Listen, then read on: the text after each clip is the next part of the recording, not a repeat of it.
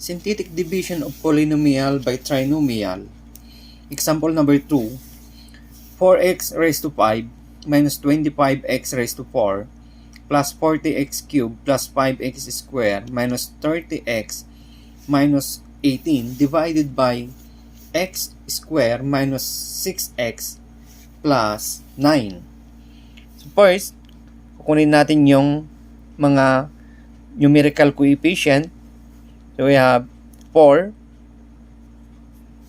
then negative 25, then positive 40, then positive 5, and negative 30, saka yung ating constant term, negative 18. So dahil trinomial ang ating divisor, ganito ang ating synthetic division. So ang ating divisor, yung ating leading term is 1. So direct tayo, kukunin natin yung opposite ng numerical coefficient. So negative 6, the opposite of negative 6 is positive 6. Dito natin lagay. And the opposite of positive 9 is negative 9. Okay, bring down 4, bring down negative 25. So 4 times 6, dito tayo. So that is 24. 4 times negative 9 is negative 36. So we have negative 25 plus 24 is negative 1.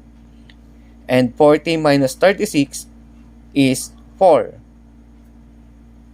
Negative 1 times 6 is negative 6.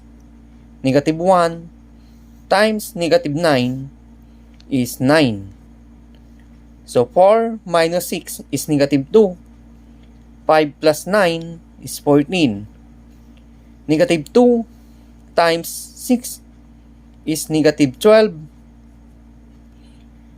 Negative 2 times negative 9 is positive 18. 14 minus 12 is 2. Negative 30 plus 18 is negative 12.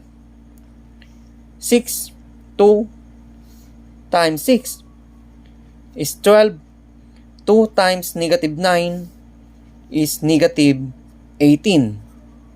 So we have negative 12 plus 12 is 0.